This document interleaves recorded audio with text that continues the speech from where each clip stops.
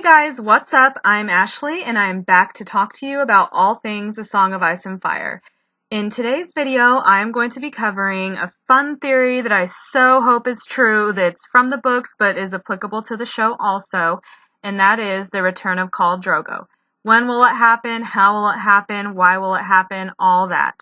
If you're ready, I'm ready. Let's jump in. Khal Drogo is the deceased husband of Daenerys Targaryen. He is definitely a badass, and fans haven't forgot about him since his death at the end of Season 1 of the show and at the end of A Game of Thrones, which was the first book. The Khal of Khals met his end after sustaining a cut, which festered and spread infection throughout his body. Before this happened, the Magi Mirri Maz Dur attempted to help him by making Drogo a poultice to heal the wound. She commanded that he leave the poultice on for 10 days and 10 nights, and to not drink wine or milk of the poppy to keep his body strong. Now, in Drogo's eyes, this woman is a slave, and she gave him orders in front of his blood riders. So naturally, his response was that he's Khal, so he'll drink what he wants. This was clever of the Magi, because she ensured he'd do the opposite of what needed to happen by giving him the information as a command. Her play on his pride worked, because not only did he remove the bandage early, but Drogo had been drinking poppy wine and pepper beer heavily for 3 days. And so he fell into a trance-like state, which caused Dany to turn to Mirri again to heal him, which led to Drogo becoming a vegetable, Dany smothering him, then burning his body on a funeral pyre. So after all of this, you might be wondering how on earth Drogo could return and why anybody would believe this theory. The door opened when Daenerys asked Mirri when Drogo would return to her, after she discovered that Mirri had tricked her by murdering her baby in order to trap Drogo in a permanent comatose state. Mirri's response was, "When the sun rises in the west and sets in the east, when the seas go dry and mountains blow in the wind like leaves, when your womb quickens again and you bear a living child, then he will return." Now, most people take this passage to mean Drogo will never return because none of the things Mirri says are actually possible. This could have been a smart-ass way to mock Daenerys, and given Mirri's contempt, I wouldn't rule that out. We know Daenerys thinks what Mirri said is true about Drogo never coming back because she often reflects on reuniting with him when she dies. But, like every other magical person in Dany's life, what if Mirri was speaking to her in a riddle and gave her an actual answer to the question? Would this mean that Drogo could come back? I think the answer is yes. I think Mirri was absolutely speaking in a riddle, and I think I might have figured out what the riddle means. So let's have a look. When the sun rises in the west and sets in the east.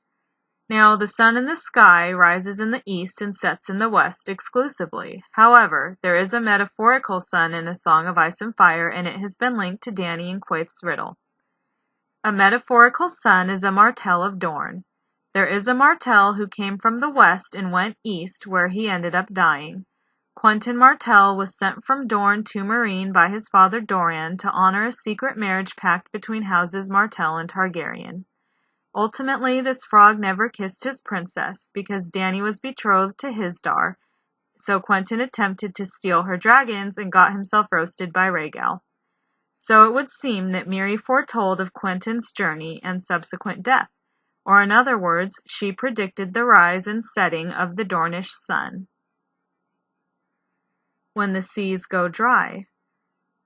There are notable seas in the known world in A Song of Ice and Fire. The Shivering Sea, the Sunset Sea, and the Summer Sea are examples. Unless there's some sort of massive global catastrophe, they aren't going anywhere. As was the case with the sun in the riddle, there are metaphorical seas as well. One such is the Dothraki Sea. The Dothraki Sea isn't filled with water, it is a vast inland landscape of steppes and plains covered by more than 100 types of grass. It's called a sea because the grass grows thick and taller than a man's head, and from afar it looks like a sea when it rolls like waves in the breeze. Now, when Daenerys rides Drogon out of Meereen, he takes her to the Dothraki Sea. They made their home atop a hill, and one day Daenerys set out in search of food. While walking through the Dothraki Sea, Dany makes the following observation. Though she walked through a green kingdom, it was not the deep, rich green of summer. Even here autumn made its presence felt, and winter would not be far behind. The grass was paler than she remembered, a wan and sickly green on the verge of going yellow. After that would come brown. The grass was dying. Now Danny notes that the grass is dying. When grass dies and turns brown, it becomes brittle because it's got no moisture. In other words, it goes dry. Could the Dothraki Sea be the drying sea in Mirri Maz Duur's riddle? I think it absolutely could, so I'm going to say yes. When mountains blow in the wind like leaves. In order for a mountain to blow like a leaf, it would have to crumble into dirt. This brings to mind a cataclysmic event. If we look at the best example we have of a cataclysmic event, the Doom of Valyria, when every hill for 500 miles split open in volcanic eruption, we aren't told that the hills crumbled, just that they blew their tops. So, as has been the running theme of this riddle, I take the mountain to be metaphorical. The metaphorical mountain that comes to mind is Sir Gregor Clegane, aka Robert Strong, aka the mountain who rides. I believe this part of the riddle hasn't come to pass, but I think it foretells his death. Well, his second and final death, let's say. As mentioned before, in order to blow in the wind like a leaf, a mountain would have to crumble into dirt. Now, a human being can't crumble into dirt, but they can be burnt to ashes. It's my belief that Mirri predicted the mountain burning to death. This brings to mind two possibilities.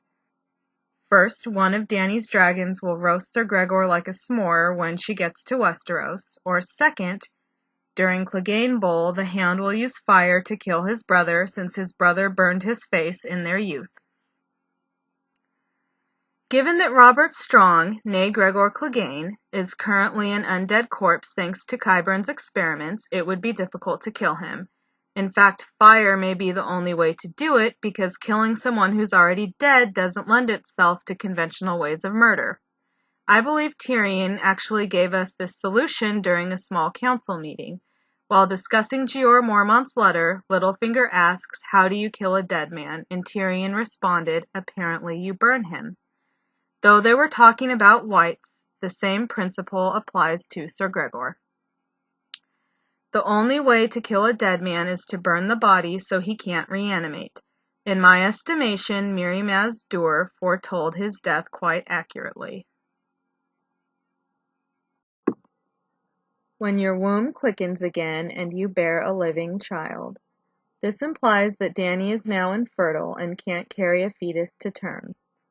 We know Dany believes this because after talking with the Green Grace on multiple occasions, she has thoughts like, "There would be no son for Lorak, no heir to unite dragon and harpy. And if my womb is withered and my female parts accursed, is there a special cake for that as well?" That's actually really sad and depressing. Now, despite this supposed infertility, we have evidence that Dany's womb is quickening again and that she can get pregnant. While wandering through the Dothraki Sea after fleeing Meereen, Daenerys suddenly starts bleeding from her loins. She thinks it's only her moon blood, but realizes the moon was still a crescent. She tries to remember the last time she bled and can't, ultimately concluding that it had been at least 3 months since her last cycle. Now, she's not just bleeding, she's shivering violently and having cramping that's getting progressively worse. The sight of so much blood frightens her because she couldn't remember ever having such a heavy flow. Combine the physical symptoms with the timing, and it appears that Dany is having a miscarriage. If it had been approximately 3 months since her last cycle, she would be in her first trimester. And as we know, the first trimester is the most likely time for a woman to have a miscarriage. So how does this relate to Mirri's riddle? Well, the riddle appears to be a distinct timeline of events that will precede Drogo's return. So, if Dany has the ability to get pregnant, her womb is starting to quicken. That means she's one step closer to getting her sun and stars back. So there we have it. Quentyn Martell's journey, the drying of the Dothraki Sea, the death of Sir Gregor Clegane, Dany's womb quickening, and her birthing a living child. These are the answers to Mirri the Mage's riddle, which is actually a timeline. Now that we know the when of the situation, we have to ask ourselves the how. How will Khal Drogo come back? This is seemingly problematic in a couple of ways. First, Drogo's body was burned, completely reduced to ashes, so he has no body to come back in. Second, even if he did, his body was cursed into a vegetative state, so returning to it would be pointless.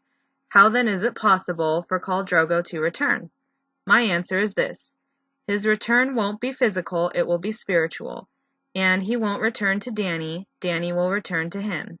The only way for Dany to return to Drogo spiritually is in her death. That the timeline is complete once she bears a living child, and Miri said then that Drogo would return, implies that Daenerys will die in childbirth. While Dany is wandering through the Dothraki Sea looking for food, she is severely dehydrated and malnourished. She's in such a bad way that she thinks she could be dying. She has the following thought, which I believe will be the way Drogo makes his return. If I stay here, I will die. I may be dying now. Would the horse god of the Dothraki part the grass and claim her for his starry Khalasar, so she might ride the Nightlands with Khal Drogo? This is how I think Drogo will make his return. As Dany gives birth to her baby, she will start to die, slipping in and out of consciousness. She could be in a sky, surrounded by stars, wondering what's going on, and Drogo will ride up to her on his horse with an extra horse walking with him. He will dismount, pick her up, and put her on the horse just as he did when he gave her the silver on their wedding day. Then they will ride together into the night sky, eventually fading into stars themselves, at which point Daenerys will die in the physical world. Now, admittedly, that last part was some heavy fan fiction for me, but please forgive me. I am such a fan of Drogo and Daenerys' love story that I couldn't help myself. But I think you guys get what I mean in that whenever Daenerys does transition from the physical to the spiritual world, Drogo will be the one to assist her, and I think that really makes the most sense because Dany will never love anyone the way she loved Drogo, and she thinks of him so often. She thinks of him and their son, and it just makes sense that if her story is in an end, that it should close with the thing that really drives her throughout the story, and that's her love for Drogo. So that's going to be it for today, guys. I am Ashley of Noth. If you like this video, go ahead and hit that like button, subscribe, and really quick, I'd like to give a huge shout out to some members of my Khalasar, Jim Young, the Lady Olenna Tyrell, Lady De Winter, Cameo. If I've forgotten anyone, I'm sorry, but huge thank you to you all. Without you guys, this channel wouldn't be possible. And as usual, 7 blessings, everyone.